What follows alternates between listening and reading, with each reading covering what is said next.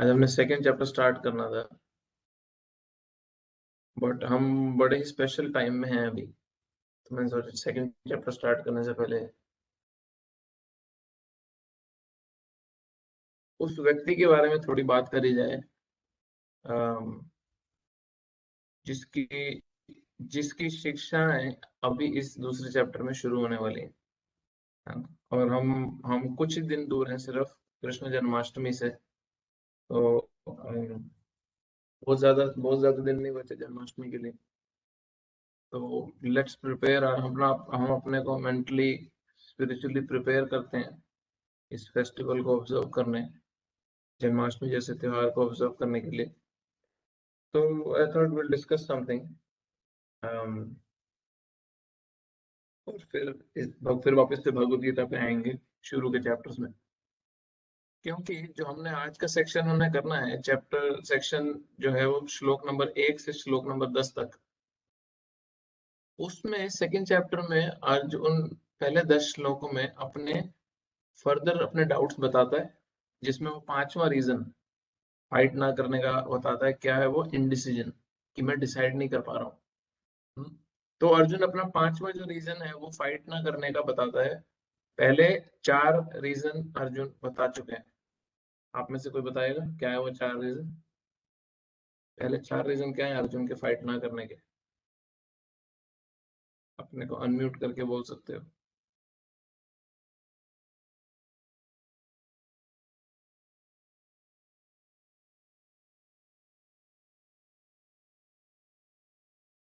First chapter में पहले 4 reason क्या हैं? अर्जुन ने जो रीजंस दिए युद्ध ना करने के, वो क्या 4 रीजन है?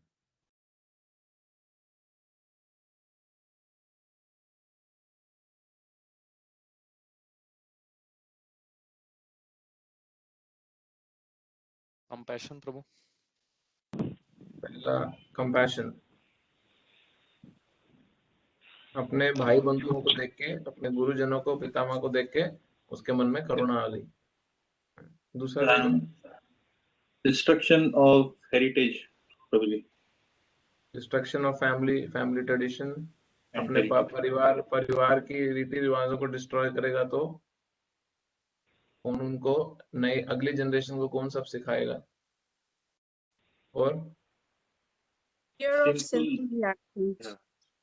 फियर ऑफ क्या? Fear of sinful reactions. Fear of sinful reaction. अपने गुरुजन अपने बड़ों को मारेगा तो उसका डर था कि उसको पाप लगेगा, रिएक्शन मिलेंगे, कि जब सारे के सारे इतने सारे पुरुषों को मार देगा तो उनके परिवार वाले सब बिना किसी प्रोटेक्टर के, बिना किसी मेल पर्सन के हो जाएंगे, और और उसका रिएक्शन लगेगा मुझे, सोसाइटी में से कल्चर खत्म हो जाएगा।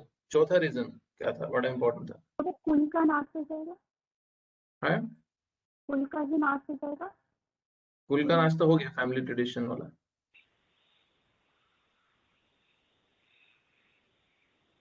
एक और रीजन है। Enjoyment. क्या बोले? Enjoyment. Correct, Enjoyment. एंजॉयमेंट। जब कोई रहेगा ही नहीं तो एंजॉय किसके साथ करूंगा? तो ये 4 रीजन थे अर्जुन के फाइट ना करने के।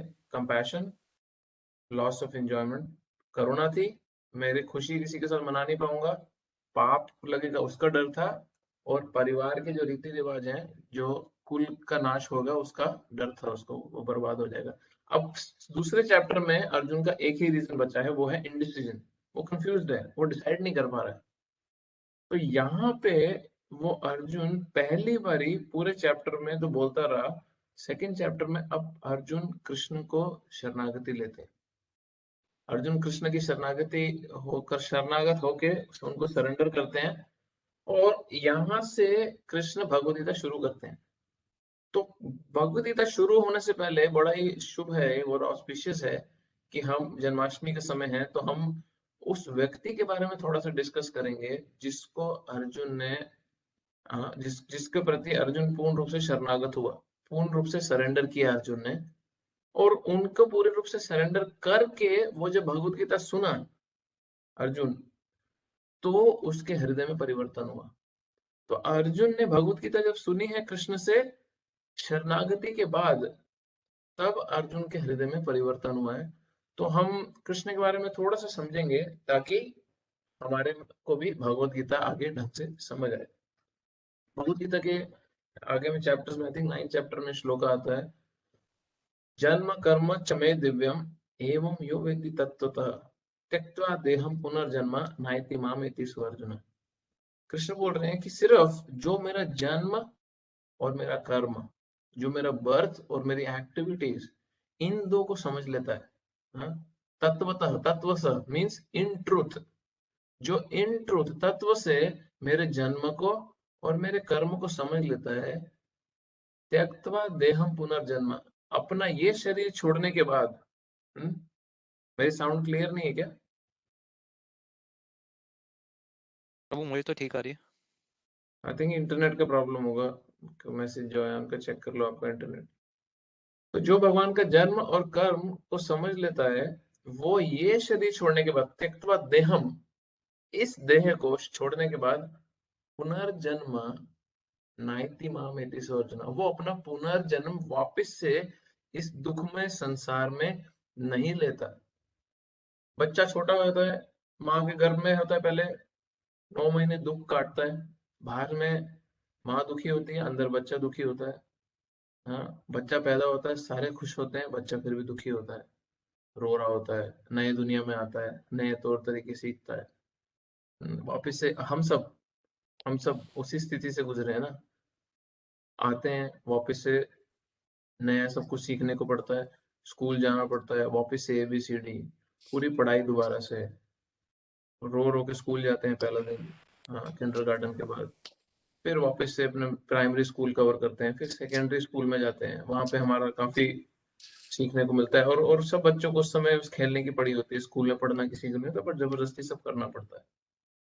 फिर हायर एजुकेशन करनी पड़ती है, मास्टर्स बैचलर्स करनी पड़ती है, सारे दुख भोगने पड़ते हैं। किस तरह के? सोसाइटी के प्रेशर, पेरेंट्स की एक्सपेक्टेशन, आसपास दोस्तों का जो पीयर प्रेशर है, वो ये सारा भुगतने के बाद में वो व्यक्ति करियर के पीछे परेशान होता है, किसी तरह करियर सेट करना है, कोई जॉब मिल जाए, अपना खुद का बिजनेस करे किसी तरह। समहाउ कोई जॉब मिलती है, कोई बिजनेस करता है, अपना दो खाने का कुछ अरेंजमेंट होता है, कमाई शुरू होती है उस व्यक्ति की। फिर अच्छा पार्टनर मिल जाए, पार्टनर मिलता है, अब पार्टनर के बाद उसकी फैमिली आगे बढ़ती है, बच्चे, अब बच्चों की परवरिश की टेंशन, उसके बाद फ्यूचर इन्वेस्टमेंट, कमाई, अपना बुढ़ापा सिक्योर करना, बीच में बीमारियां आ रही हैं, रिश्तेदार पुराने जो है वो बड़े बूढ़े सब जा रहे हैं, उनका दुख, और बीच में थोड़ा बहुत फैमिली के साथ में समय बिता रहा है, उसकी एंजाइटी, बच्चों को बड़ा करने की एंजाइटी साइमल्टेनियसली चल रही है, हमारा पर्सनल जीवन ऊपर से बच्चों का जीवन। फिर वो व्यक्ति बूढ़ा होता है, बीमारियों से भरा होता है। अब वो व्यक्ति बुढ़ापे में अपनी सारी की सारी पुरानी पूरे जीवन की चिंताओं को लेकर बैठा होता है। फिर मृत्यु आती है, किस तरीके से आएगी पता नहीं है, या वो अस्पताल में दुख में जाएगा, या वो अचानक सोते सोते चला जाएगा, एक्सीडेंट होगा, कुछ भी होगा, भगवान जाने। वो व्यक्ति मरता है, उसके कर्मों के हिसाब से उसको अगला फल मिलता है, अगला जीवन मिलता है, अगली योनि मिलती है, फिर से वो माँ के गर्भ में जाता है, फिर अंदर दुख काट के फिर बाहर आता है, फिर स्कूल शुरू होता है, फिर सब पढ़ाई करता है, शुरू से सब सीखता है, फिर पूरी की पूरी साइकिल जाती है, और हम सब इससे गुजरते हैं। और ये सब से गुजरने के बाद अगर कोई व्यक्ति इतना सौभाग्यशाली है, अगर कोई इतना सौभाग्यशाली है कि वो ये मन में इच्छा लाए, ये डिजायर करे कि कोई निकलने का रास्ता है क्या, या इसी साइकिल में फंसे रहना है मुझे, पुनरपि जननम पुनरपि मरणम पुनरपि जठरे शयनम, वापस से जीना है, वापस से मरना है, वापस से माँ के गर्भ में जाना है, फिर से जन्म लेना है, फिर से सब कुछ करना है, फिर मरना है, फिर माँ के गर्भ में जाना है, फिर जन्म लेना है, फिर सारा का सारा दोबारा से सब कुछ करना है। तो बहुत ही रेयर ऐसे सोल्स होती हैं जिनके मन में ये डिजायर पैदा होती है कि यहाँ से निकलने का कोई रास्ता दिखाएगा क्या, मुझे इस संसार चक्र से निकलने का कोई रास्ता दिखाएगा क्या, कोई तरीका है क्या कि मैं ये पुनर्जन्म के वापस इस चक्कर में ना फंसूं। इमेजिन करो, मैं सच्ची में बोल रहा हूँ, आप सब एक अब थोड़ा सा रिलैक्स होके 5 सेकंड 10 सेकंड के लिए सिर्फ सोचो कि जो जो हम अभी तक कष्ट भोग के आए हैं, स्कूल जाने से लेके, करियर से लेके, पढ़ाई से लेके, परिवार से बच्चों तक के लेके, वो सब कुछ दोबारा करना होगा और बार बार करना पड़ेगा। तो जिसमें थोड़ी सी बुद्धि ज्यादा होती है वो व्यक्ति प्रश्न पूछता है, कोई तरीका है क्या इससे बाहर जाने का? तो भगवद गीता में कृष्ण ये तरीका एक्सप्लेन कर रहे हैं, इससे बाहर जाने का तरीका है। और जब एक जीव, एक लिविंग एंटिटी ऐसी डिजायर करता है कि मुझे इससे बाहर निकलने का कोई रास्ता दिखाओ, जब एक लिविंग एंटिटी जीव ये इच्छा करता है, तब उसको भगवान की कृपा से भगवान के भक्तों का संग मिलने लगता है। और ये जब उसको कृपा होती है, भगवान के भक्तों का संग मिलता है उसको, तब उसको ये थोड़ी सी भनक पड़ती है कि हाँ, कोई तरीका है इससे बाहर जाने का, सॉल्यूशन तो है, अब मुझे सिर्फ केवल उसको अपने जीवन में सही ढंग से अपनाना है। और भगवद गीता में कृष्ण ये जब श्लोक बोल रहे हैं, जन्म कर्म च मे दिव्यम एवं यो वेति तत्वतः, ये भगवान बहुत डायरेक्ट, बहुत क्लियर, सिंपल सॉल्यूशन बता रहे हैं कि केवल मेरे जन्म के बारे में जानने से। इसलिए कृष्ण जन्माष्टमी सिर्फ एक त्योहार नहीं है, ये अपने आप में बहुत बड़ी भगवान की लीला है। हाँ, कृष्ण जन्माष्टमी, अष्टमी के दिन भगवान का जन्म हुआ, ये अपने आप में बहुत बड़ी लीला है भगवान की। इसी को सिर्फ समझ गए और भगवान की बाकी एक्टिविटीज को समझ गए तो इस दुख संसार में वापस आना नहीं पड़ेगा। और ये हमारे पास अपॉर्चुनिटी है जिसको यूटिलाइज करना चाहिए। अब भगवान हुआ क्या, हमने टीवी सीरियल वगैरह में भी देखा होगा, हम देखते हैं, भूमि देवी, अर्थ, मदर अर्थ, भूमि देवी बहुत ज्यादा दुख में थी और वो ब्रह्मा जी के पास गई और ब्रह्मा जी को उन्होंने याचना करी कि कृपया किसी तरह मेरा भार दूर करें। इतने आसुरिक प्रवृत्ति के लोग हैं, इतने असुर हैं, वो मेरा शोषण कर रहे हैं, आप मेरा भार दूर करें। ब्रह्मा जी सब देवताओं के समक्ष क्षीर सागर में जाते हैं, जो जो मिल्क ओशन है, जहाँ पे भगवान विष्णु विराज करते हैं, क्षीरोदक्षाई विष्णु। और वहां पे ब्रह्मा जी सारे देवताओं के साथ पुरुष सुक्ता नाम की एक प्रेयर है, उसको रिसाइट करते हैं, पुरुष सुक्ता। और वहां पे भगवान ब्रह्मा जी को दर्शन नहीं देते, किसी देवी देवता को दर्शन नहीं देते, जैसे टीवी सीरियल में दिखाते हैं, उनको कभी भगवान के दर्शन नहीं होते आसानी से। तेने ब्रह्मा हृदय आदि कवये, वो ब्रह्मा जी के हृदय में नॉलेज ट्रांसफर करते हैं कि क्या करना है अब तुमने। तो वहां पे क्षीरोदक्षाई विष्णु भगवान वो ब्रह्मा जी के हृदय में अपनी नॉलेज, अपना मैसेज छोड़ देते हैं कि मैं बहुत जल्दी पृथ्वी पे अवतरित होने वाला हूँ, बट इस बार मैं अपने पूर्ण स्वरूप में आऊंगा, कंप्लीट फॉर्म में आऊंगा। तुम सारे देवता लोग पृथ्वी पे जन्म लेना शुरू करो ताकि मेरी लीला में संयोग दो। और ब्रह्मा जी ये मैसेज सभी देवताओं को पास कर देते हैं। और ब्रह्मा जी ये मैसेज पास करते हैं और सारे देवता लोग, देवता गण, देवी देवता जो हैं, वो अलग अलग जगह पे यदुवंश में, हाँ, मथुरा में, गोकुल में, वृंदावन में, अलग अलग जगह पे जन्म लेना शुरू करते हैं भगवान की लीला में संयोग करने के लिए। अब भगवान का जब समय आता है, अब तो भगवान क्या डिसाइड करते हैं, देवकी और वासुदेव के गर्भ में आने के लिए, उनके पुत्र बनने के लिए, देवकी के गर्भ में आने के लिए। क्यों? क्योंकि देवकी और वासुदेव अपने पूर्व जन्म में क्या थे? किसी को पता है देवकी और वासुदेव का पूर्व जन्म क्या था?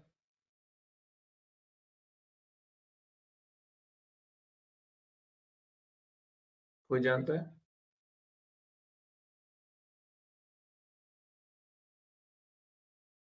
प्रभु जी शायद वो ऋषि थे ना, जिन्होंने तपस्या की थी बहुत हजारों साल तक, ताकि भगवान उनके गर्भ से मतलब कि जन्म ले।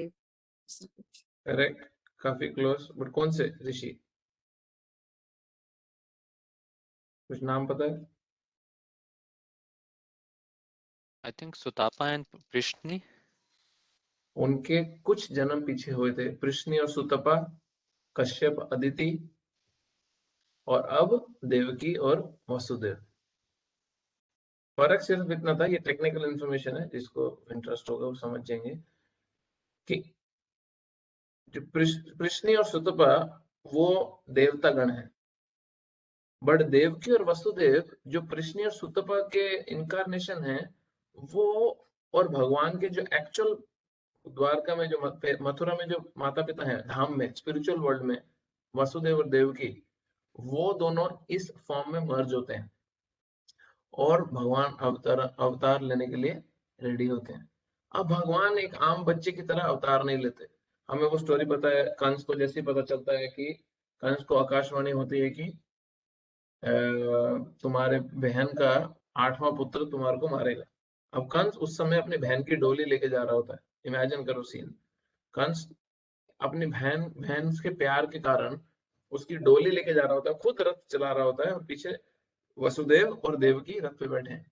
ऊपर से आकाशवाणी होती है, तेरी बहन का 8वां लड़का तेरे को मारेगा जान से। कंस क्योंकि वो असुर है स्वभाव में, आसुरिक प्रवृत्ति का है, कंस क्या करता है, उसी समय जिस हाथों से उसने अपने बहन का रथ चलाने के लिए रस्सी पकड़ी होती है नौकर की तरह, वो उसी हाथ से अपनी बहन का एक हाथ से बाल पकड़ता है और दूसरे हाथ से तलवार लेकर उसको मारने लगता है कि ना रहेगी बहन, ना होगा बच्चा, मेरी प्रॉब्लम सॉल्व। ये एक असुर की प्रवृत्ति है। बड़ा अच्छा इंपॉर्टेंट इसमें एक लेसन है। क्या लेसन है? जो असुर प्रवृत्ति के लोग हैं, जब उनके ऊपर अपनी इंद्रिय तृप्ति पे पड़ती है, जब उनकी खुद की इंद्रिय तृप्ति, जब उनकी खुद की सेंस एंजॉयमेंट के बीच में बाधा आने लगती है, तो वो देखते नहीं है कि उनका कोई सगा संबंधी है, वो सबको रास्ते से हटाने को तैयार हो जाते हैं। ये एक भगवान के भक्त में, एक साधु व्यक्ति में और एक मेटीरियलिस्टिक भौतिक व्यक्ति में अंतर है। जो एक भौतिक व्यक्ति है, जो केवल और केवल अपनी इंद्रियों को, अपनी सेंसेस की एंजॉयमेंट के लिए जीवन जी रहा है, जैसे ही आप उसकी सेंसेस की एंजॉयमेंट में बाधा डालोगे, आप उसका दुश्मन बन जाओगे। भले ही आप उसके सगे संबंधी क्यों ना हो, माता पिता या पुत्र या भाई बंधु क्यों ना हो। तो ये फर्क है। तो कंस असुरी प्रवृत्ति का होने के कारण सेम रिएक्ट किया और वासुदेव ने बहुत सारी टेक्निक से उसको देवकी का वध करने से बचा दिया। फाइनली वासुदेव ने बोला, बहुत लंबी डिटेल है, मैं ज्यादा डिस्कस नहीं कर रहा उस पर, बहुत अलग अलग तरीके वो अपनाए वासुदेव ने, साम और भेद। साम दाम दंड भेद होता है ना, 4 तरीके, उसमें से साम मतलब स्वीट टॉक और भेद फियर डालना सामने वाले के मन में। ये 2 टेक्निक्स वसुदेव ने अपनाई कंस को कन्विंस करने, और फाइनली कंस को कन्विंस कर दिया क्या बोल के कि मैं तुम्हारे को अपना हर बच्चा जैसे ही पैदा होगा लाके दे दूंगा, तुम्हें जो करना है उसके साथ कर लेना। और कंस ने वासुदेव की ये बात मानी किन कारण? 2 कारण से। एक तो बड़े इंटेलिजेंटली वासुदेव ने सारे पॉइंट्स रखे थे, और दूसरा कंस को वासुदेव के कैरेक्टर पे बहुत विश्वास था कि वसुदेव झूठ नहीं बोलेगा, अगर उसने बोला है वो अपना बच्चा लाके देगा, मुझे लाके देगा। तो अब कंस को जब वासुदेव, उसने उस समय वसुदेव और देवकी को जेल में नहीं डाला था। वसुदेव ने अपना पहला बच्चा हुआ, और बच्चा पहला नहीं हुआ था, उसने वासुदेव देवकी को छोड़ दिया, तभी वहां पे नारद मुनि आए कंस के पास। नारद मुनि की प्रॉब्लम क्या थी? नारद मुनि भगवान के शुद्ध भक्त हैं, जबकि उनको टीवी में, मूवीज में बहुत ही दिखाया जाता है कि ये तो बस लड़ाई कराने वाले हैं, चुगली करने वाले हैं, और ये बड़ा बड़ा ही सिस्टमैटिक प्रोपेगेंडा है। जबकि नारद मुनि ने सबसे ज्यादा शुद्ध भक्त प्रोड्यूस करे हैं। नारद मुनि सबसे महान भक्तों के गुरु रहे हैं, जिन्होंने सारे के सारे शास्त्र लिखे व्यासदेव ने, उनके गुरु स्वयं नारद मुनि हैं। बट हमारे दिमाग में टीवी की वजह से नारद मुनि की ऐसी एक पर्पसफुली इमेज बनाई है कि उनको सिर्फ एक मस्करा, मजाक करने वाला, लड़ाई करने वाला, नारायण नारायण करके कॉमेडी कैरेक्टर प्रोड्यूस किए। जबकि स्क्रिप्चर्स में नारद मुनि ने सबसे ज्यादा पावरफुल डिवोटीज प्रोड्यूस किए। तो नारद मुनि कंस के पास पहुंचे, और नारद मुनि के बीच मन में एक चिंता थी, यार एक कंस इतना प्रेम से वसुदेव देवकी को छोड़ दिया है इसने, अब वापिस से राज्य में छोड़ दिया कि वसुदेव का बेटा होगा तो लाके देगा। अब जब तक 8वें बच्चे की बारी नहीं आएगी, तब तक भगवान का अवतार नहीं होगा और हमें भगवान की लीला देखने का अवसर नहीं मिलेगा। और नारद मुनि अपनी भक्ति के कारण कंट्रोल नहीं कर पा रहे थे और चाहते थे भगवान जल्दी जल्दी आए। और वो जानते थे कि जब तक कंस वसुदेव और देवकी पे अत्याचार नहीं करेगा भगवान भी जल्दी नहीं आएंगे।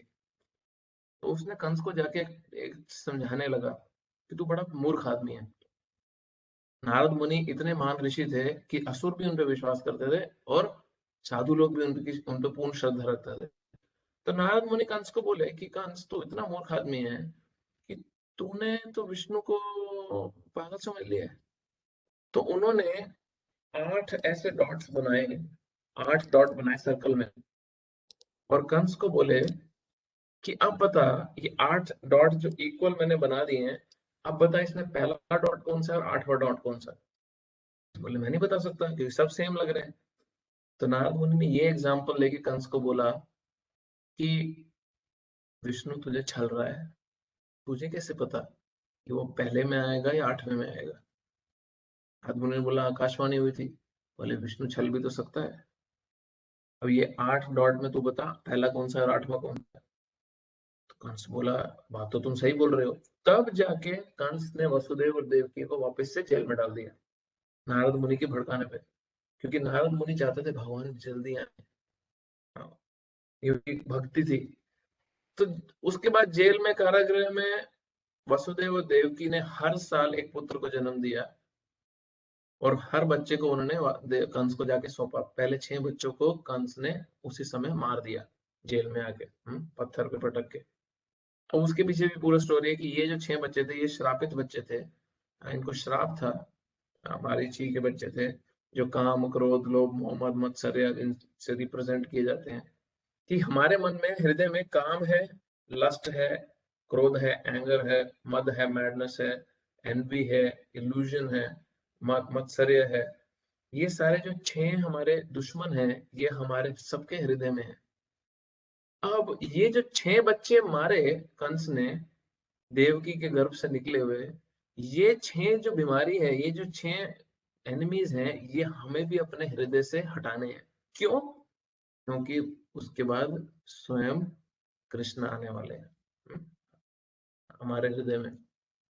तो उसी तरह देवकी के ये 6 पुत्र जो मरे, जिनको श्राप लगा था, जो इस श्राप के थ्रू कंस के हाथ मरे। बहुत लंबी स्टोरी कि वो कंस के पिछले जन्म में पुत्र थे, क्योंकि कंस पिछले जन्म में असुर था काल नेमी नाम का। उस डिटेल में स्टोरी में नहीं जा रहे। उसके बाद में 7वां पुत्र हुआ स्वयं बलराम जी। बलराम जी जो हैं, बलराम जी रिप्रेजेंट करते हैं गुरु तत्व को। ये बहुत इंपॉर्टेंट पॉइंट है, इसमें कोई क्वेश्चन आए तो पूछ सकते हो। बलराम जी जो रिप्रेजेंट करते हैं वो गुरु तत्व को रिप्रेजेंट करते हैं। बलराम जी को आदि गुरु भी बोला जाता है। आदि गुरु मीन्स इज द ओरिजिनल गुरु। तो बलराम जी जो पहले कृष्ण से पहले बलराम जी गर्भ में आए। तो हमारे लिए इसमें मैसेज है कि जब हमारे ये 6 एनिमीज हटते हैं, कम होते हैं, तो गुरु की कृपा से गुरु हमारे लिए एक सूटेबल एनवायरनमेंट क्रिएट करते हैं, क्योंकि 8वां बच्चा या उसके बाद कृष्ण हमारे हृदय में विराजमान होने वाले, आने वाले। तो इसलिए कई लोग बोलते हैं कि हम भगवान से डायरेक्ट कांटेक्ट करेंगे। हमारा भगवान से डायरेक्ट नंबर डायल करो, बीच में हमारे को एजेंट्स नहीं चाहिए। पीके मूवी आई थी, ओ माय गॉड भी आई थी, बहुत अननेसेसरी उन्होंने कंफ्यूज किया लोगों को। प्रॉब्लम तो बता दी कि ढोंगी लोग हैं, सोल्यूशन नहीं बताया। सोल्यूशन नहीं बताया तो उसमें पब्लिक और कंफ्यूज हो जाती है। तो उन्होंने छोड़ तो दिया ढोंगी गुरुओं को, बट पकड़ा नहीं किसी को, तो सोल्यूशन मिलता नहीं है। जबकि सोल्यूशन बहुत क्लियर है कि अगर कोई एक वस्तु हमारे को तकलीफ दे रही है तो उसका मतलब ये नहीं है कि हम वो उस वेरी इंपॉर्टेंट चीज को इस्तेमाल करना ही बंद कर दें। अगर हॉस्पिटल हमारे को चीट कर रहा है तो हम घर में इलाज नहीं करते, हम एक अच्छा हॉस्पिटल ढूंढते हैं जहाँ पे हम इलाज कर सकें। ऐसा नहीं होता कि अभी हमारे को एक हॉस्पिटल ने चीट कर दिया तो अगली बार हम बीमार पड़े तो हम बोलेंगे नहीं अब तो हम यूट्यूब से ट्रीटमेंट कर लेंगे जी। क्यों? क्योंकि हॉस्पिटल में चीटर है। नहीं, अच्छा डॉक्टर ढूंढ के हम अच्छे डॉक्टर से अपना इलाज कराते हैं। बट जब स्पिरिचुअलिटी की बात आती है तो हम देखते हैं सो कॉल्ड ढोंगी गुरु मार्केट में है, तो अभी हम यूट्यूब से स्पिरिचुअलिटी प्रैक्टिस कर लेंगे जी। यूट्यूब पे ही कुछ ना कुछ सुन लेंगे, यूट्यूब पे ही कुछ ना कुछ कर लेंगे, यूट्यूब से ही हम सारी शिक्षाएं ले लेंगे और हम अध्यात्म के बारे में सब कुछ सीख जाएंगे। ये एग्जैक्टली वैसा ही है जैसा हमारी तबीयत ठीक करने की बात है। तो we should not fall for this propaganda. हम इस प्रोपेगेंडा से, इस मार्केटिंग से बचना है हमारे को, जो ये मूवीज ने किया। क्योंकि बलराम जी अब हमारे लिए गुरु के तत्व के गुरु के रूप में देवकी के गर्भ में आके सारे अरेंजमेंट किए उन्होंने, और फिर भगवान की योग माया शक्ति के द्वारा बलराम जी जो ओरिजिनली रोहिणी के पुत्र हैं वो वापस से रोहिणी के गर्भ में ट्रांसफर कर दिए गए।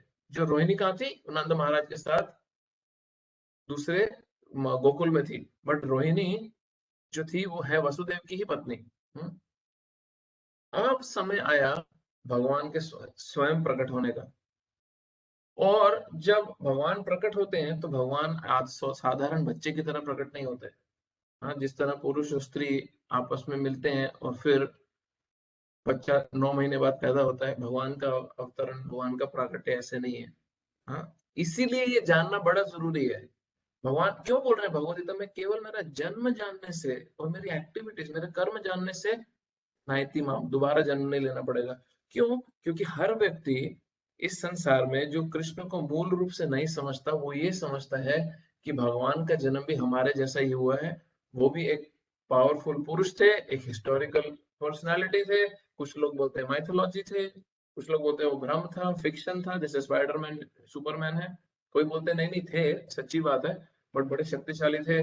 कोई ये तक बोलता है, कुछ मूर्ख लोग ये तक बोलते हैं कि कृष्ण ने मेडिटेशन करके भगवान बने, कृष्ण मेडिटेशन करके इतने बड़े बने। हाँ, ऐसे मूर्खों से बड़ा क्लियर वर्ड्स में पूछना चाहिए कि बॉस, कौन व्यक्ति है जो मेडिटेशन करके विराट रूप दिखा सकता है? एक तो दिखा दो व्यक्ति। कौन ऐसा व्यक्ति है जो मेडिटेशन करके 21 किलोमीटर के सरकमफ्रेंस का गोवर्धन पर्वत उठा सकता है? कौन ऐसा व्यक्ति है जो 16,108 रानियों के साथ एक साथ रह सकता है मेडिटेशन करके? ये कैसा मेडिटेशन है जिससे भगवान बन सकते हैं? और तो कोई आज तक बना नहीं। तो ये सारी बड़ी फालतू बातें मार्केट में चलती रहती हैं। तो उसमें तो अब भगवान का जो प्रकट्य है, भगवान जिस तरह अवतरित हुए हैं, वो एक साधारण बच्चे की तरह अवतरित पैदा नहीं हुए। हाँ, क्योंकि वो स्वयं भगवान है। अजोपि सन अव्ययात्मा भूता नाम ईश्वरोपि सन प्रकृतिम स्वम अधिष्ठाय स्वम भवामि आत्माया। अजोपि, अज, अज मीन्स, ज मीन्स जन्मा, अज मीन्स जिसका जन्म नहीं होता। अजोपि सन अव्ययात्मा भूता नाम ईश्वरोपि सन, हर जीवात्मा का ईश्वर हूं मैं। प्रकृति स्वम अधिष्ठाय स्वम भवामी आत्मा माया, मैं अपनी प्रकृति के द्वारा स्वयं आता हूँ। स्वम भवामी आत्मा माया, मैं अपनी माया की शक्ति द्वारा स्वयं प्रकट होता हूँ। मैं एक बच्चे की तरह बाध्य नहीं हूँ, जबरदस्ती फोर्सफुली एक माँ के गर्भ में मुझे नहीं डाला जाता। भगवान बोल रहे हैं मैं स्वम भवामी आत्मा माया, मैं अपनी माया द्वारा स्वयं प्रकट होता हूँ। ये भगवान बोल रहे हैं भगवद गीता में, ये मेरा स्वरूप है, ये मेरी शक्ति है।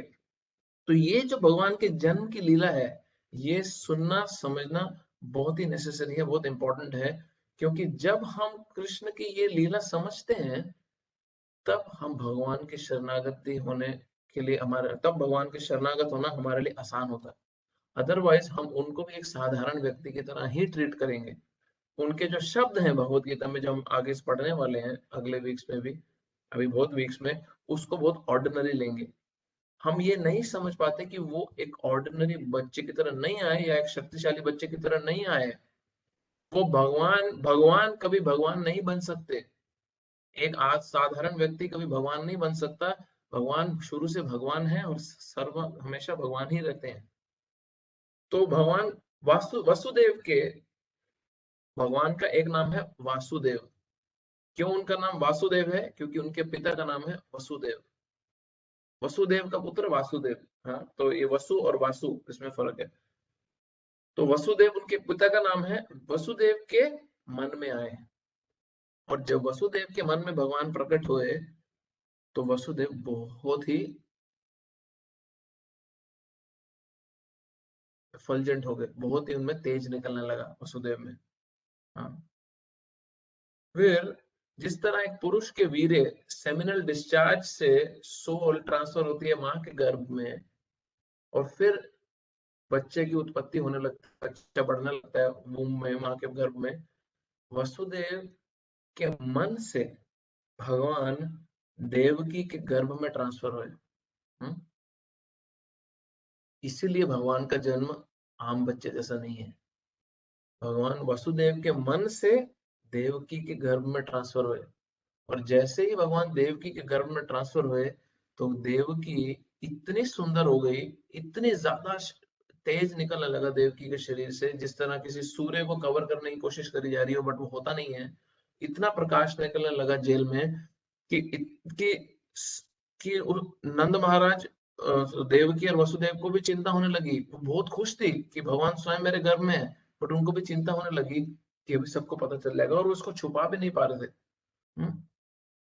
और फिर रात के समय भगवान प्रकट हुए। अब भगवान जान के आम बच्चे के जैसे रोते हुए, गंदे लिक्विड में अनार से साफ कर रही है, ऐसे प्रकट नहीं हुए। भगवान देवकी के गर्भ से बच्चे के रूप में, बट 4 भुजाओं में प्रकट हुए। 4 भुजाएं थी भगवान की, और उन्होंने सारी ज्वेलरी पहन रखी थी। शंख चक्र गदा पद्मा हाथ में थे उनके, और उनके पास पूरी ज्वेलरी थी, कौस्तुभ मणि था, श्रीवत्स था, सब कुछ था। और देवकी और वसुदेव दंग रह गए, और भगवान उनको बोले कि मैं इसलिए चतुर्भुज रूप में प्रकट हुआ हूं ताकि तुम्हारे मन में कोई भय न रहे।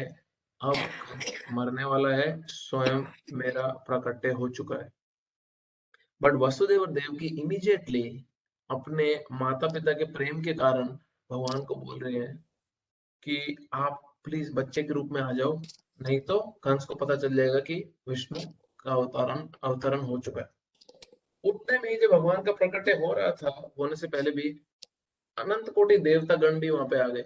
हाँ, जेल के अंदर शिव ब्रह्मा जी सारे देवता गण आ गए, और उन्होंने बहुत सुंदर स्तुति करी, बहुत सारी प्रेयर्स करी भगवान के प्रति। बहुत अच्छा है वो दशम स्कंद में 10th कैंटो में भागवतम के सारा डिस्क्रिप्शन है 2nd चैप्टर में। बट भगवान जब प्रकट हुए तो उन्होंने देवकी और वसुदेव को ऐसे चिंतित देख के उन्होंने अपने आप को 2 भुजाओं वाले बच्चे में कन्वर्ट कर लिया और रोने भी लगने लगे। और जैसे ही उन्होंने अपने को 2 बच्चे के रूप में कन्वर्ट किया, देवकी और वसुदेव का जो वात्सल्य प्रेम था, जो माता पिता का प्रेम था, वो पूरी तरह से उमड़ गया, और वो ये एक तरह से भूल भी गए कि ये तो स्वयं चतुर्भुज विष्णु हमारे बच्चे के रूप में प्रकट है। तो ये भगवान की योग माया है, भगवान की शक्ति है, योग माया शक्ति, जो उनके भक्तों को कवर कर लेती है ताकि भगवान अपनी लीला का स्वाद ले सके। अगर सोचो भगवान के सब भक्तों को पता हो कि ये भगवान है, तो वृंदावन में कोई उनके साथ खेलेगा नहीं, गोपी उनको चोर नहीं बोलेंगी, मदर माँ यशोदा उनको बांधेगी नहीं रस्सी से, हाँ, उनको मक्खन चुराने पे डांटनी पड़ेगी, पनिशमेंट नहीं मिलेगी, उनको नंद महाराज अपनी चप्पल नहीं सर पे उठाने देंगे। कि अगर स्वयं भगवान है जिनके हम अंश हैं, उनको हम बोल रहे हैं कि हमारी चप्पल उठा के लाओ, उनको डंडा मार रहे हैं, उनको डांट रहे हैं। गोपी कृष्ण को बोलती थी मक्खन खाना तो नाच के दिखा, अब नारायण को बोल सकता कि नाच के दिखा, चतुर्भुज विष्णु रूप को बोलेगा तुम नाच के दिखा मक्खन खाना है तो भगवान ने अपनी योग माया से इस सब को कवर करके रखा था ताकि भगवान अपनी इस लीला का स्वाद ले सके। किस लीला का? वृंदावन की नर लीला का स्वाद ले सके। हाँ, नहीं तो भगवान अगर अपनी योग माया शक्ति से ये सबको कवर नहीं कर रहे हैं तो सब ऐश्वर्य भाव में भगवान के भगवत्व के कारण भगवान को बहुत ही आदर सम्मान से ट्रीट करेंगे। भगवान का एक स्वभाव है और वो ये है कि भगवान को एक बड़ा सुंदर श्लोक आता है, उस श्लोक मुझे याद है, उसका ट्रांसलेशन ऐसा है कि भगवान को अपने भक्तों की गाली फटकार सुनना ज्यादा पसंद है जबकि देवताओं और वेदों की स्तुति के कंपैरिजन में। जो वेद हैं जब वो भगवान की स्तुति गाते हैं तो उनका कंपैरिजन नहीं है, वो बेस्ट सबसे सुंदर स्तुति जो है वो वेद गाते हैं भगवान के लिए, पर भगवान को उसमें इतना मजा नहीं आता जितना उनको मजा आता है जब उनके जो वृंदावन में सखा है वो उनको बोलते हैं घोड़ा बन, और उनके ऊपर घोड़ा बन के चढ़ते हैं, या भगवान कभी कुएं में जाते हैं और कुएं में से आवाज वापस रिफ्लेक्ट होती है, तो वो कुएं में कुछ ना कुछ बोलते हैं कृष्ण को उल्टा पुल्टा और वापस आवाज घूम के आती है, फिर सब हंसते हैं बच्चे। हाँ, या उनको चोर बोल के डांटा जाता है। हाँ, तो भगवान को वो ज्यादा पसंद है। तो भगवान की ये लीला हुई और फिर हम सबने वो सुना भी है स्टोरी काफी बारी कि इमीडिएटली भगवान वासुदेव और देवकी को बोला गया कि अब तुम मुझे इस जेल से गोकुल में लेके चलो, अब यहाँ नहीं रुकना, अब मुझे गोकुल लेके जाओ नंद और यशोदा के पास, वहां पे उनकी बेटी है, वहां पे योग माया ने जन्म लिया है बेटी ने, तुम उस बेटी के साथ मुझे एक्सचेंज कर लो और यहाँ पे मुझे तुम योग माया को ले आओ और मुझे गोकुल में छोड़ दो। अब नंद महाराज रात में निकले और नंद महाराज ने कृष्ण को सर पे लिया, वो डिटेल स्टोरी उसमें मैं नहीं जाऊंगा इतना, और वो यमुना पार करने लगे और बहुत बारिश हो रही थी। हमने देखा है इंडिया में भी, मेलबर्न में भी जन्माष्टमी के दिन मोस्टली बारिश होती है, उस दिन बहुत भीषण बारिश थी। तो उसी समय शेषनाग स्वयं आ गए भगवान की छतरी बन के भगवान के दर्शन करने। और यमुना नदी उस समय बहुत वाइल्ड थी, इतनी वाइल्ड थी, बट फिर भी उन्होंने, क्योंकि स्वयं यमुना के जो स्वयं इष्ट देव है भगवान है, उनके प्रिय हैं कृष्ण, अब वो आए अवतार लेके, तो यमुना ने वसुदेव को रास्ता दिया। बट यमुना इतनी वाइल्ड थी, आचार्यगण बहुत सारे रीजन बताते हैं, बहुत सुंदर सुंदर रीजन। यमुना इतनी वाइल्ड थी, एक रीजन ये है उसमें कि वो किसी तरह भगवान के पांव छूना चाहती थी जो नंद महाराज के सर पे थे। और जैसे ही यमुना ने भगवान के पांव छुए, उसके बाद यमुना ने रास्ता दे दिया और शांत हो गई और वसुदेव पार करके चले गए। कृष्ण को नंद महाराज के वहां रखा, योग माया को यहाँ ले आए और कंस को इंफॉर्मेशन पहुंच गई, क्योंकि सारे के सारे जेलर जो थे वो सब सो चुके थे, बेड़ियां खुल गई थी। जैसे ही वासुदेव वापस आए, बेड़ियां बंद हो गई, सब जेलर की नींद खुली, कंस तक इंफॉर्मेशन पहुंची कि बच्चा हो गया। कंस अपने नॉर्मल स्टैंडर्ड में आया कि अभी तो 8वां बच्चा है, यही मेरा खून करने आया है, यही मेरे को बेसिकली मारने आया है विष्णु का रूप। बट देवकी बहुत रोई, देवकी भूल गई थी अपने गर्भ के कारण, अपने पेन के कारण सब। वासुदेव देवकी को याद था वैसे तो कि ये तो पुत्री है, ये तो बेटी है, तुम्हारे को तो बेटे ने मारना था ना, विष्णु ने आना था, तुम बेटी को क्यों मार रहे हो? तो फिर कंस तो असुर था, उसको था विष्णु किसी भी रूप में आ सकता है। तो जैसे ही उसने उस बच्ची को मारने की कोशिश करी, वो उसके हाथ से निकली और वहां पे दुर्गा का 10 भुजाओं का रूप लेके खड़ी होगी कंस के सामने और हंसने लगी। बोले कंस तो इतना मूर्ख है कि तेरे को मारने वाला तो ऑलरेडी जन्म ले चुका है, सिर्फ अपने दिन गिन और वासुदेव और देवकी को तकलीफ देना बंद कर। तो कंस इतना ज्यादा डर गया कि उस दिन से उसने वसुदेव देवकी को वापस से कारागृह से निकाल लिया और उनको ढंग से रखा, तकलीफ नहीं होने दी किसी प्रकार की। बहुत डर गया था वसु कंस उस समय। तो अभी कृष्ण वहां पे अपनी लीला कर रहे हैं और ये छोटा सा बच्चा है। अब बहुत लोग जो ये क्लेम करते हैं कि ये व्यक्ति मेडिटेशन करके भगवान बना, ये व्यक्ति, ये बच्चे ने 6-7 दिन में ही पूतना जैसी राक्षसी को मारा। ये बच्चे ने को कितनी मेडिटेशन करी होगी खुद ही सोचो। हाँ, ये बच्चे ने तृणावृत असुर को मारा। ये बच्चे ने 14 किलोमीटर के करीब लंबे अघासुर को मारा, छोटी सी उम्र में। हाँ, 4-5 साल में, 7 साल की उम्र में गोवर्धन उठाया 7 दिन 7 रातों के लिए। अब भगवान की जन्म तो हमने समझा, बट उनकी जो एक्टिविटीज है, उनके जो कर्म है, अगर उसको नहीं पकड़ पाए, हाँ, अगर भगवान के कर्म को नहीं समझ पाए, तो अगर हम भगवान की ग्रेटनेस को, उनके बड़े बड़ी एक्टिविटीज को नहीं अप्रिशिएट कर पाए, तो भगवान की जो स्वीटनेस है उसको मिसअंडरस्टैंड कर देंगे। हम अगर ये नहीं समझ पाए कि ये छोटा सा बच्चा जब 12 मील लंबी राक्षसी पूतना को सिर्फ कुछ दिन का होने के बाद मार सकता है, तो जब ये व्यक्ति गोपियों के साथ रासलीला करता है, तो ये ऑर्डिनरी आदमी और औरत का, लड़का और लड़की का अफेयर नहीं हो सकता। इसलिए कृष्ण की रासलीला को क्रिटिसाइज नहीं किया जा सकता।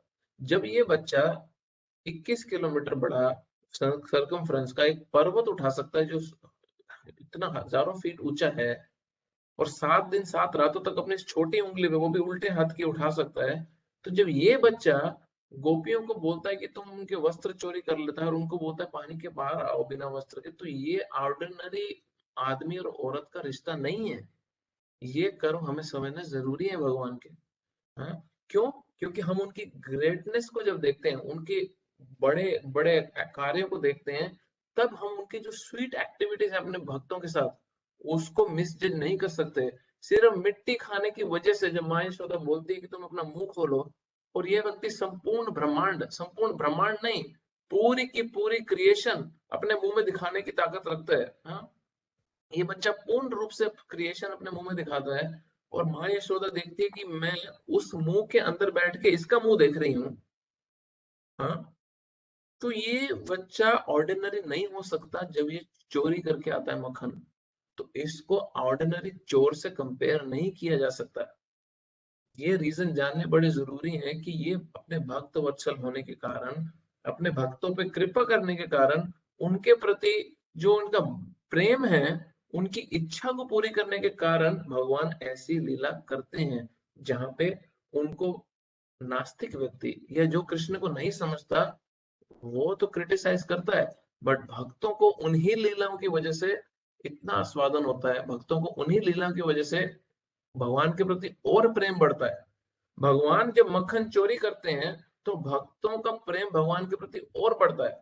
कौन ऐसा चोर है जिसका चोरी करने के बाद लोगों का प्यार उसकी तरफ बढ़ता है? सिर्फ उसी का बढ़ेगा जिसको वो चोरी का शेयर ला के देता है, और किसी का प्यार नहीं बढ़ता उसकी तरफ। बाकी सब उसको चोर की दृष्टि से देखते हैं, क्रिमिनल देखते हैं। बट भगवान को तो माखन चोर के रूप में पूजा जाता है। हाँ, गोपी जन वल्लभ, गोपियों के जो जो प्रिय हैं, गोपियों के बिलवड हैं, उसके रूप में पूजा जाता है भगवान को। हाँ, भगवान को पूजा जाता है, भगवान को अपने ही मामा के को मारने के कारण पूजा जाता है। ये भगवान की लीला है।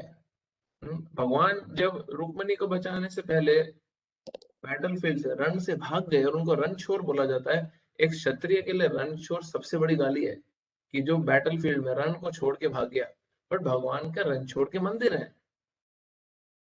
तो भगवान की जो ग्रेटनेस है, अगर उसको नहीं समझे तो भगवान की जो स्वीटनेस है, भगवान के जो स्वीटनेस वाले कर्म है, उसको मिसअंडरस्टैंड करेंगे ही करेंगे। इसलिए जो भगवान बोल रहे हैं, जो मेरा जन्म लीला और मेरे कर्मों को जो तत्व से समझ गया, हम तो अभी बहुत ब्रीफ बात कर रहे हैं, वो छोटी सी बात कर रहे हैं, जो मेरे जन्म और मेरे कर्मों को समझ गया, वो क्वालिफाई हो जाता है, एलिजिबल हो जाता है भागवत धाम जाने के लिए, भगवान के धाम जाने के लिए। वापस से आके उसको एबीसीडी नहीं सीखना पड़ेगा, माँ के गर्भ में आके नहीं दुख भोगना पड़ेगा, और उसको दोबारा से ये सारा स्कूल पढ़ाई करके करियर में लाते खा खा के सोसाइटी में वापस से अपने परिवार अपने बच्चों की चिंता करके बुढ़ापे में बीमारियां ले लेके मरना नहीं पड़ेगा।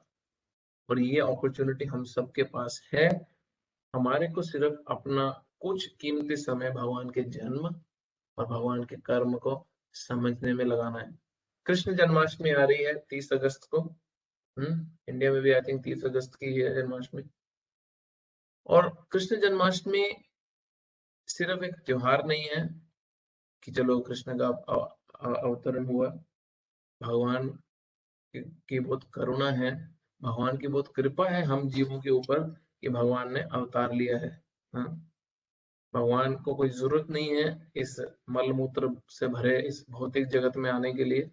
हाँ, भगवान अपने दिव्य चिन्मय जगत को छोड़ के यहाँ पे दुष्ट संसार में हमारे लिए कृपा करने ही आते हैं। उनको कुछ लड्डू पेड़े, यहाँ कुछ ऐसा नहीं है, इस जगत में कुछ ऐसा नहीं है जिसको भगवान से जिसके प्रति भगवान की अट्रैक्शन हो, कुछ भी ऐसा नहीं है।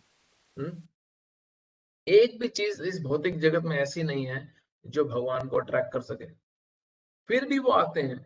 हाँ, संभवामि युगे युगे, युग युग में मैं आता हूँ। किस लिए आते हैं?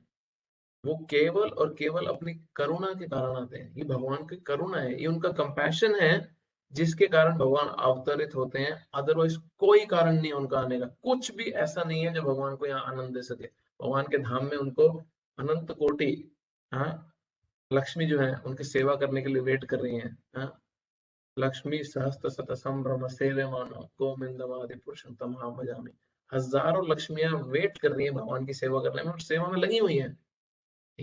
क्या मिलेगा उनको इस जड़ जगत में आके, इस सफरिंग वाले वर्ल्ड में आके? केवल और केवल एक कारण से भगवान आते हैं, हमारे को लेके जाने के लिए वापस। अगर भगवान आके अपनी यहाँ पे लीला ना करें तो हमारे को उनसे कभी अट्रैक्शन नहीं होगी।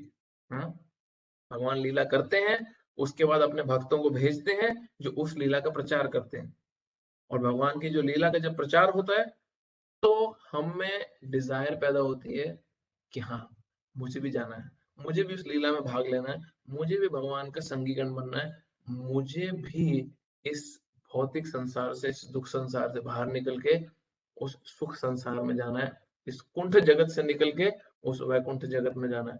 तब हमारी ये डिजायर होती है, और इस करुणा के कारण भगवान आते हैं, भगवान प्रकट होते हैं। जन्माष्टमी के दिन भगवान हम पे करुणा के कारण प्रकट हुए हैं। अब जिस करुणा के कारण वो प्रकट हुए हैं, उस करुणा का लाभ हमें उठाना है, कैसे भी करके उठाना है। हम सब बिजी हैं अपने अपने जीवन में, बट अपने ऊपर ये एहसान करना है कि हम भक्ति में आगे बढ़े, भगवद गीता को अच्छे से समझें और भगवान के प्रति अपने आकर्षण को बढ़ाएं, नॉलेज के साथ, इंटेलिजेंस बुद्धि के साथ और भक्ति के साथ। तो हम आई स्टॉप हियर। अगर किसी का कोई क्वेश्चन है, कुछ है तो पूछ सकते हैं इससे रिलेटेड है, जैसे भी। हरे कृष्णा प्रभु जी। हाँ जी, हरे कृष्णा। प्रभु, एक क्वेश्चन था कि कैसे मनाएं हम इस दिन, हमें क्या स्पेशल करना चाहिए, what should be our focus area on that day? Janmashtami कैसे मनाएं? हाँ राइट प्रभु, क्योंकि टेंपल भी नहीं आ सकते, we are incorrect. Lockdown. हाँ, मंदिर बंद है लॉकडाउन की वजह से। तो इंडिया में आई डोंट नो क्या, इंडिया में आई थिंक मंदिर खुले हैं जो, बट हर जगह पे नहीं खुले। आई डोंट नो कहाँ, दिल्ली वगैरह में तो शायद खुले हैं मंदिर। तो जन्माष्टमी पे कुछ चीजें हैं जो बहुत इंपॉर्टेंट है, जो आपको जरूर जरूर जरूर करनी चाहिए। पहला है, सबसे पहला है, उस दिन भगवान के जो नाम है, जो नाम जाप है, उसको नॉर्मल से ज्यादा करना। अगर आप नहीं करते हो तो उस दिन करना। हाँ, भगवान के नामों का उच्चारण करना, हरे कृष्ण महामंत्र का जाप करना। अगर आप जितना करते हो उससे ज्यादा करना। 8 माला करते हो तो 16 करना, 12 करना। नहीं करते हो तो एटलीस्ट 4 या 6 माला करना भगवान के नाम की। पहला चीज। दूसरा, अगर हो सके, अगर शरीर अलाउ करे, तो जन्माष्टमी के दिन व्रत रखना, फास्ट करना, खाना मत। शरीर अलाउ करे तो पीना भी मत। क्यों? ये तपस्या किस लिए? ताकि जो समय है हमारा, वो भगवान के हेयरिंग, श्रवण और कीर्तन में इस्तेमाल हो, भगवान के बारे में सुनने और भगवान के बारे में, भगवान का नाम लेने और भगवान के बारे में सुनने और पढ़ने में इस्तेमाल हो। दूसरी चीज। तीसरा, उस दिन अगर आप लोग के पास कृष्णा बुक है, हाँ, भगवान की उसमें सारी लीलाएं हैं, कृष्णा बुक अगर है आपके पास, तो उस दिन आप भगवत गीता के कृष्णा बुक के पहले 3-4 चैप्टर पढ़ सकते हो फैमिली के साथ बैठ के। बहुत इंपॉर्टेंट चैप्टर्स हैं। अभी मैंने काफी चीजें जो डिस्कस करी, कुछ उसमें से हैं। तो वो जो है, वो भगवान के जन्म, देवताओं की प्रेयर्स, वो सारी सारी की सारी उसमें कृष्णा बुक में है। या भगवान की लीला के बारे में कुछ लेक्चर सुन सकते हो परिवार के साथ बैठ के, या अकेले भी। तीसरी। चौथी चौथी चीज जो उस दिन करनी है आपको, वो है भगवान के लिए कुछ अच्छा सा बना सकते हो, कुकिंग कर सकते हो, जितने आपकी कैपेसिटी है। हाँ, उस दिन हो सके तो काम वाम से छुट्टी ले लो तो बहुत अच्छा है। बहुत लोग छुट्टी लेते हैं। उस दिन पूरा दिन अपना सिर्फ सुनने में, भगवान के बारे में, भगवान के नाम जपने में, हाँ, भगवान के बारे में कुछ कुकिंग करने में लगा। उस दिन जितना हो सके अपने शरीर मन के बारे में कम सोचने का।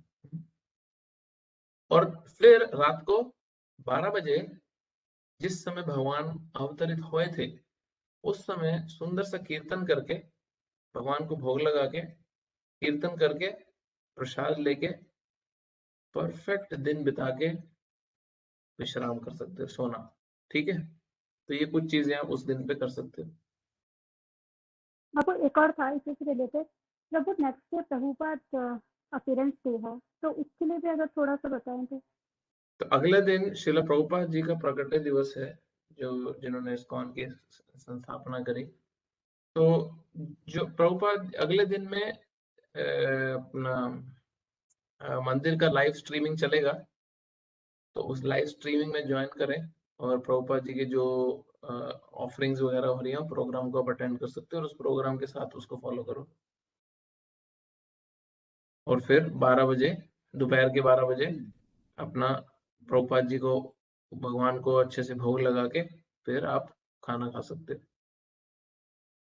ठीक है। तो आपको कृष्ण जन्माष्टमी के लिए बताया कि इस तरह से हम कोशिश करके भगवान को इम्प्रेस कर सकते हैं, कुछ करने की कोशिश कर सकते हैं। लेकिन जब वो कुछ प्रभुपाद अपीयरेंस देते हैं, उनके लिए भी ऐसा क्या करेंगे खुद को वही अच्छा तो बता लगे? रहा हूँ, उस दिन पे प्रभुपाद के बारे में तो सुनना है, तो जो मंदिर का जो प्रोग्राम है आप लाइव में कनेक्ट करोगे तो सब भक्त प्रभुपाद के जो गुणगान ही तो कर रहे होंगे, जो जो उनकी रियलाइजेशन है प्रभुपाद के लिए, तो वही तो सुनने को बोल रहा हूँ। Okay sir, thank you. सुनना आध्यात्मिक जीवन में, स्पिरिचुअल लाइफ में सुनना सबसे इंपॉर्टेंट है। चैंटिंग के बाद अगर कोई इंपॉर्टेंट चीज है तो वो है श्रवण, और श्रवण क्या करता है, हमारी चैंटिंग को अच्छा करता है। इसलिए सुनना सबसे इंपॉर्टेंट है। हाँ, कानों का इस्तेमाल बहुत ढंग से करना चाहिए। कानों का इस्तेमाल ये फालतू बॉलीवुड, ये सब है ना, बचपन का प्यार मेरा, ये सब बकवास, इन सब चीजों में ना लगा के भगवान के बारे में प्रॉपर करेक्ट चीजें अंदर जानी चाहिए, क्योंकि हेयरिंग हमारी कॉन्शियसनेस पे सबसे ज्यादा इफेक्ट करती है। और कोई क्वेश्चन है किसी का? किसी ने पूछा है गीता के हरे सेशंस रिकॉर्डिंग चाहिए, वो आप अगर ग्रुप में हो, व्हाट्सएप ग्रुप में, तो उसमें वो रेगुलरली प्रीवियसली जितने भी लेक्चर्स हैं सारे पोस्ट होते हैं। तो अगर आप व्हाट्सएप ग्रुप में नहीं हो तो जो होस्ट हैं विनीत प्रभु, उनसे कांटेक्ट कर लो और वो आपको व्हाट्सएप ग्रुप में डाल देंगे ताकि आपको फिर आने सारे लेक्चर्स मिल जाए। यस प्रभु, Okay, हरे बताइए। कृष्णा। मेरी बात हो गई है उनसे अच्छा, प्राइवेटली, तो मैंने नंबर ले लिया उनका, तो मैं ओके गुड। प्रभु जी एक और क्वेश्चन था, अगर किसी को बुक्स चाहिए तो हम टेम्पल शॉप से पोस्ट कर सकते हैं, राइट? हाँ, किसी को भी भगवत गीता या कृष्णा बुक चाहिए स्पेशली जन्माष्टमी से पहले, तो प्लीज लेट अस नो ताकि आपको टाइमली भेज दें। कल तक बता दो ताकि आपको पोस्ट कर देंगे। हरे कृष्णा प्रभु जी। हरे अ, कृष्ण।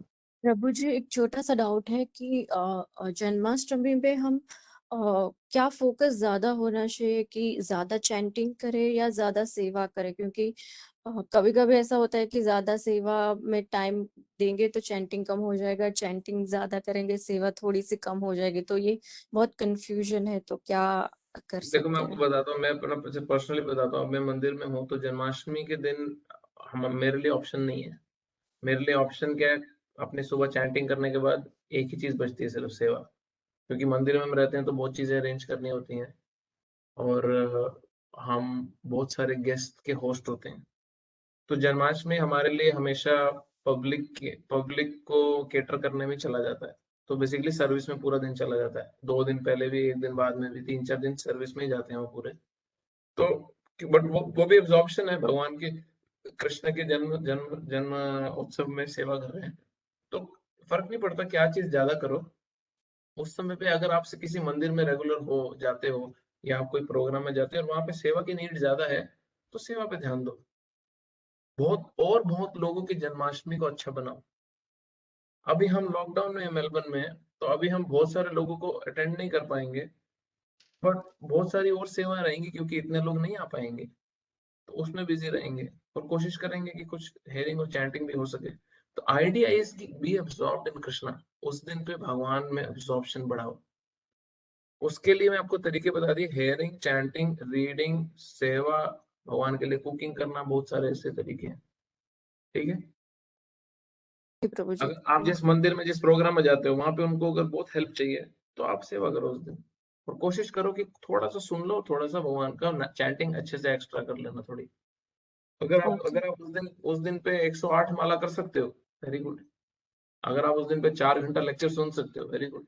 अगर आप उस दिन पे 10 घंटा सेवा कर सकते हो, very very good, no problem. Absorption चाहिए, कृष्णा, केवल कृष्ण उस दिन। जी प्रभु जी, थैंक यू। और कोई क्वेश्चन है किसी का? कृष्णा प्रभु जी। हरे कृष्णा। क्वेश्चन में पूछ सकते हैं? प्रभु जी, मैं मंटू कुमार बोल रहा हूँ, अहमदाबाद गुजरात इंडिया से। हाँ जी, आवाज एक कम आ रही है, एक सॉरी। हाँ जी, बोलिए प्रभु। मेरे को एक क्वेरीज थी एक्चुअली। हम जो भगवान को भोग चढ़ाते हैं, जो भी भोग चढ़ाते हैं, भोग रखने के 10 मिनट के बाद जो भोग हम वहां से उतार के अपने यूज में लेते हैं, but the food quantity remain the same. अगर मान लो 4 रोटी चढ़ाते हैं तो 4 की 4 रोटी रहती है। दैट मीन्स भगवान ने हमारा खाना नहीं खाया। That means we are not in such situation कि हमारा भगवान भोग नहीं ले रहे। Is it true? नो, ये सही है क्या? नहीं है, क्योंकि मतलब हम अंगानी इतने यस्य पापी हैं कि हमारे सकलेंद्रिय, हाथ से भगवान खाना भी नहीं खा सकते? मैं आपको बताता ना, अंगानी यस्य सकलेंद्रिय वृत्तिमान्ति, भगवान की जो इंद्रियां हैं वो इंटरचेंजेबल है। उसका मतलब ये है कि भगवान किसी भी इंद्री से, किसी भी सेंस से किसी भी दूसरी सेंस का काम कर सकते हैं।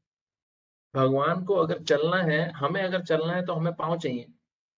भगवान अपनी पाँव ना भी हो, हाथ ना भी हो, तो वो अपनी आंखों से चल सकते हैं, अपनी मुंह से चल सकते हैं। भगवान की जो सेंसेस हैं वो इंटरचेंजेबल है। तो हमारे को सिर्फ खाना खाने का एक ही माध्यम पता है, वो है मुंह से। हाँ, बट भगवान के जो विग्रह हैं, भगवान की जो डीटी है, मूर्ति है, वो मुंह से नहीं खाती, वो दृष्टिपात से, आंख से खाना खाती है। जब हम भगवान के सामने प्रेम से कुकिंग करके भोग रखते हैं और हम प्रेम पूर्वक भगवान को ऑफरिंग करते हैं, तो भगवान उस पर अपनी दृष्टि से प्रसाद लेते हैं। अब भगवान का जो जो करुणा है वो ये है कि वो अगर सब खा लें तो हमारे को प्रसाद नहीं मिलता, बट भगवान का जो जो जो मूड है वो ये है, तुमने इसलिए मुझे कुछ दिया, अब उसी को प्रसाद रूप में तुम एंजॉय करो। अब भक्त बोल सकता है, अरे व्यक्ति बोल सकता है, अरे ये तो तुम्हारा मानना है, ये तो तुम्हारा मन घड़ंत कहावती बात है। अगर ये कहावती मन घड़ंत बात होती तो उसी ही खाने को खा के हृदय परिवर्तन नहीं होता लोगों का। उसी खाने को खा के चेंज नहीं आता कॉन्शियसनेस में, हम प्यूरिफाइड फील नहीं करते। अगर भगवान ने उसको भोग न लगाया होता। तो भगवान के भक्त रहे रघुनंदन दास ठाकुर, छोटे बच्चे थे, उनके पिता भोग लगाते थे अपने गोपाल जी को। तो एक दिन पिताजी बाहर जा रहे थे, उस 5-6 साल के बच्चे को बोला कि तुम गोपाल जी को भोग लगा देना, ताकि समय पे उनको भोग लग जाए, आज मैं बाहर हूँ। अब इस रघुनंदन बच्चे ने बोला, पिताजी ने बोला भगवान को खिलाना है। तो ये माँ ने प्लेट बना के दी, ये गया मंदिर में, इसने घंटी बजाई, मंत्र पढ़ा, बोला खाओ। अब वो तो डीटी है, भगवान तो आंख दृष्टि से खाते हैं, देख के खाते, भोग लगा देते हैं खाने को। बोला खाओ, तुम खा क्यों नहीं दे? वो रोना शुरू हो गया। वो रोने लगा तो जो गोपाल जी की डीटी थी उसको बोलना पड़ा कि मैंने ले लिया, स्वीकार कर लिया है। बोले तुमने नहीं खाया, तुम खाओ। बोले मैंने देख लिया, मैंने तो उसको प्रसाद बना दिया है। बोला मेरे पिताजी बोले कि मैंने नहीं भोग लगाया ढंग से, तुम खाओ। तो वो इतना जिद करने लगा बच्चा, क्योंकि वो भगवान का बहुत उच्च कोटि का शुद्ध भक्त था। तो गोपाल जी ने पूरी प्लेट उसके रोने के कारण खाई। बच्चा खाली प्लेट लेके माँ के पास आया, माँ बोली प्रसाद का है? बोला गोपाल जी ने खा लिया, तुमने तो बोला था भोग लगाओ। तो माँ को लगा कि कुछ तो हरकत करके आया है, ये खाया है, फेंक आया है, बांट आया है, क्या करके आया है। पिताजी आए तो माता जी ने पिता को बताया कि ऐसे ऐसे पूरा सीन है। तो पिता ने बोला कि मैं पीछे से छुपता हूँ, कर्टन के पीछे, और तुम रघुनंदन को बोलो कि वापस से जाके भोग लगाए, और मैं देखता हूँ क्या करता है ये। रघुनंदन गए भगवान के सामने और प्लेट रखी, बोले खाओ। अब रघुनंदन नहीं खा रहे, भगवान नहीं खा रहे, फिर रोना शुरू हो गया, तुम खाओ, खाते क्यों नहीं, खाओ। तो भगवान बोले उनको कि मैंने कल खा लिया, मैं मेरा खाने का तरीका ये नहीं है। हाँ, बोले नहीं, कल तुमने खाया था, आज भी खाना पड़ेगा। भगवान बोले मैं नहीं खा सकता। बोले क्यों नहीं खा सकते, तुम बोल सकते तो खा क्यों नहीं सकते, खाओ। तो भगवान ने वो लड्डू लिया प्लेट में और अपने मुंह में डालने जा रहे थे, उतने में जो रघुनंदन के पिता थे, जो स्वयं बहुत ही महान भक्त थे, वो अपनी भक्ति के कारण कंट्रोल नहीं कर सके खुद को, और वो बाहर आ गए भगवान का और अपने पुत्र का ये एक्सचेंज देख के। और उसी समय गोपाल जी रुक गए। उसी समय गोपाल जी रुक गए।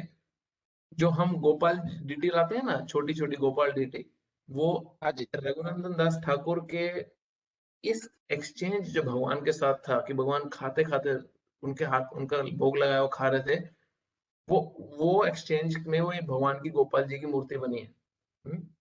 उसी परंपरा में इस्कॉन आ रहा है, जिस जिस परंपरा में ये लीला हुई, जिस आचार्यों की ये लीला हुई, वही परंपरा में इस्कॉन की भी चल रहा है। तो भगवान बहुत कम ओकेजन्स पे ऐसा करते हैं, बट भगवान आंख से खाते हैं। कंडीशन क्या है भगवान की? पत्रम पुष्पम फलम तोयम यो में भक्ता प्रणश्यति तद अहम भक्ति उपहारितम अस्नामि प्रयतात्मना। मैं खाऊंगा, तुम मुझे पत्ता, फूल, पानी या कोई फूल भी अगर भोग लगा दोगे तो मैं खा लूंगा। मेरी शर्त क्या है? तद अहम भक्ति उपहारितम, भक्ति से खिलाना पड़ेगा, भक्ति से पकाना पड़ेगा, भक्ति से खिलाना पड़ेगा। ये नहीं रेस्टोरेंट से ले आए और मेरे को भोग लगाने लगे हो। उसने तो कमर्शियल पर्पस के लिए बनाया, उसने तो भक्ति के लिए बनाया नहीं, तो वो मैं एक्सेप्ट नहीं करूंगा। हाँ, मार्केट के पैकेट खोल के नमकीन मुझे ऑफर कर रहे हो, जिसने बनाई है उसने तो पैसा कमाने के लिए बनाई है, तुम जैसे मर्जी भोग लगाओ, मैं एक्सेप्ट नहीं करूंगा। भक्ति से बनाओगे, भक्ति से खिलाओगे तो मैं खाऊंगा, और भगवान ग्रहण करते हैं। ठीक है प्रभु? थैंक यू महाराज। और कोई क्वेश्चन है किसी का? क्वेश्चन पूछना चाहती थी मैं। हाँ जी बोलिए ना। प्रभु जी, आपने बोला था कि देवकी के जो 6 पुत्र थे वो काम, क्रोध, मोह, लोभ, अहंकार, वो मतलब उनको कंस ने मार दिया था। लेकिन जब देवकी को दोबारा कृष्ण से मिलती है तो कृष्ण को बोलते हैं कि मेरे 6 पुत्रों को तो वापस लेके आओ। तो फिर वो कैसे, मतलब उसको हम समझेंगे? क्या क्या क्या दोबारा एक बार बोलो। जैसे देवकी आपने के कहा 6 पुत्र को मार दिया। उन्होंने मार दिया, आपने कहा कि जो 6 पुत्र थे वो काम, क्रोध, लोभ, मोह को मतलब रिप्रेजेंट कर रहे थे। करेक्ट। लेकिन कृष्ण देवकी से मिलते हैं तो देवकी कहते हैं कि तुम मेरे 6 पुत्रों को तुम वापस लेके आओ। तो कहते हैं कृष्ण 6 पुत्रों को उनके वापस लेके आए थे, मतलब पढ़ा था जो यही था। तो हाँ जी। उसको थोड़ा समझा दो। हाँ तो क्यों नहीं, वो तो वो अपने माता की इच्छा पूरी करने उन 6 पुत्रों को वापस ले आए। अब भगवान के लिए क्या मुश्किल है ना, भगवान तो अपने गुरु के भी बच्चों को वापस ले आए थे जो मर गए थे, संदीपनी मुनि जी। तो अब ये जो 6 बच्चे हैं ये रिप्रेजेंट कर रहे हैं काम, क्रोध, मोह, मत मत्सर्य। बट ये एक्चुअली नहीं कि बच्चे काम, क्रोध, मोह, मत मत्सर्य नहीं है। बच्चे तो प्रॉपर नॉर्मल बच्चे थे जिनको कंस ने मार दिया था। तो उनको वापस लेके ये आप समझे? मैं 2 चीजें उस समय बता रहा था।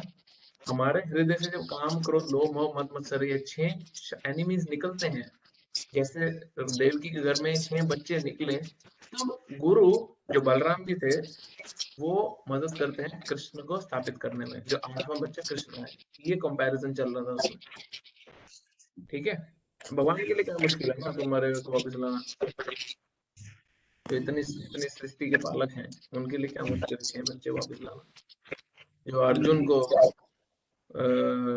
उसकी सेम बॉडी में स्पिरिचुअल वर्ल्ड लेके चले गए ब्राह्मण पुत्रों को बचाने के लिए, तो भगवान के लिए क्या मुश्किल।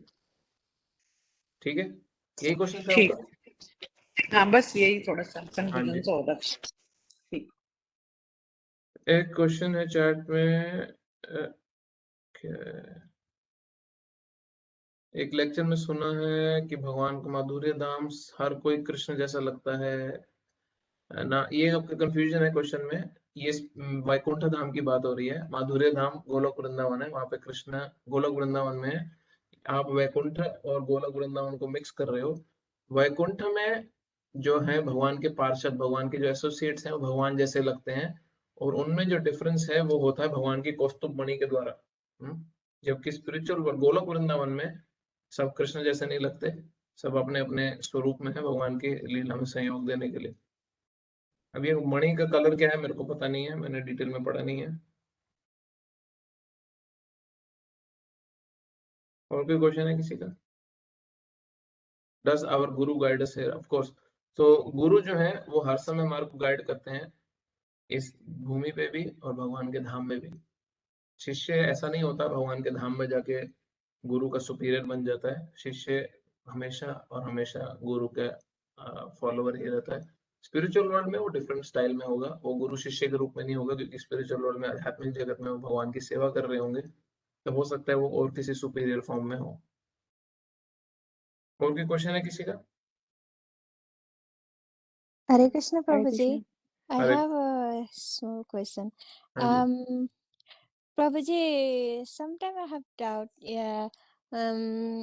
When we offer Krishna, like sometimes, yeah, we bring the bottle of milk, and then first day we'll offer, and then rest of the milk. So second day, when we offer chapati or something, we eat with the milk or something. So normally, yeah, I eat with milk, and then but Krishna, there is a sometimes there is no curry, nothing. Just I have to offer chapati. There is I feel like because it's already I offered first day, and then that second day is the rest of the milk. हाँ, We can't offer, yeah. So can we so offer that what second you day can as well, the I same got bottle your of milk? question. I got your question. Basically माता ये question है कि हम एक दिन पे दूध offer करते हैं और अगले दिन पे चपाती सिर्फ सूखी ऑफर करनी होती है क्योंकि दूध और चपाती खानी होती है।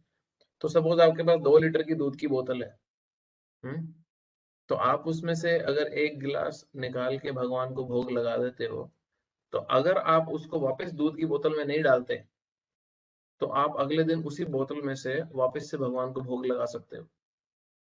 दूध को प्रिपेयर करके, गर्म करके, चीनी डाल के भगवान को भोग लगा सकते हो। अगर आपने जो दूध भगवान को भोग लगाया उसको बॉटल में वापस मिक्स कर दिया, तो आप वापस से उस दूध को भोग नहीं लगा सकते। तो भगवान को आप रोज उसी बॉटल में से फ्रेश ऑफरिंग कर सकते हो, जितना आपको यूज करना है उतना अलग निकाल के भगवान को भोग लगा दो और उसको मिक्स कर लो, जो बॉटल है उसको सेपरेट रखो। ठीक है, यही क्वेश्चन था आपका। Yes, Prabhu, that okay. और First day we कोशिश offer, करो and then in the कि भगवान को सूखी रोटी मत खिलाओ प्लीज, एटलीस्ट yeah. साथ में अगर मुझे पता बिजी हो, सब्जी नहीं बना सकते, तो एटलीस्ट बटर दे दो भगवान को, या एटलीस्ट कुछ तो, कोई नया अचार है वगैरह कुछ तो भगवान को दे दो। जब हम ही सूखी रोटी नहीं खा सकते तो उनको क्यों खिलाएं? Yeah. And yeah, I have a doubt that okay, in the day first we offer, and then later on, okay, suppose my husband wanted, so he took the milk from there, the which one is rest, and then next day if I have to offer, I can offer that with offered milk, the prasadam, which one I haven't mixed there, yeah.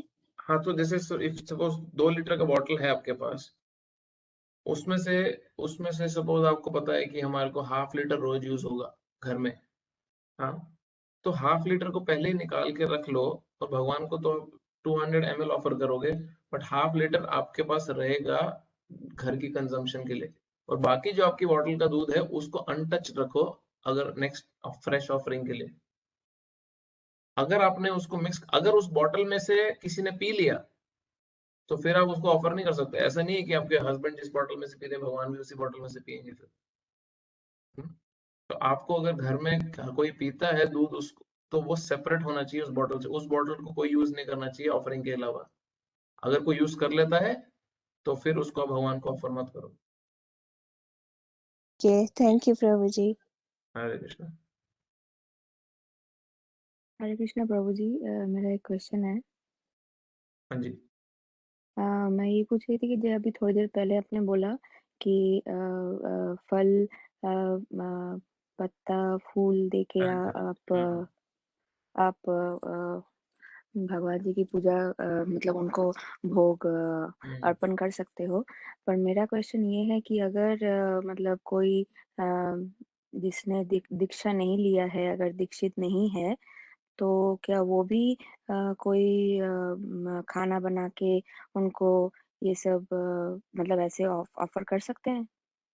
हाँ, मंदिर का standard अलग होता है। मंदिर में जो cooking का स्टैंडर्ड वगैरह, उसमें ऐसा हर मंदिर का अलग रहता है। उसमें वो आपको मंदिर, जिस मंदिर में आप जाते हो आपको डिसाइड करेगा कि आप कि जैसे कई मंदिर में जानता हूँ जहाँ पे बिल्कुल ही मैन पावर नहीं है, तो वहां पे जिन्होंने दीक्षा नहीं ली बट वो 16 माला करते हैं, भगवान का नाम लेते हैं रेगुलरली, तो वो कुकिंग करते हैं डीटीज के लिए, भगवान के लिए।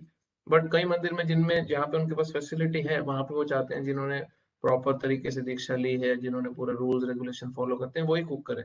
बट घर के अंदर ये कोई नियम लागू नहीं होता।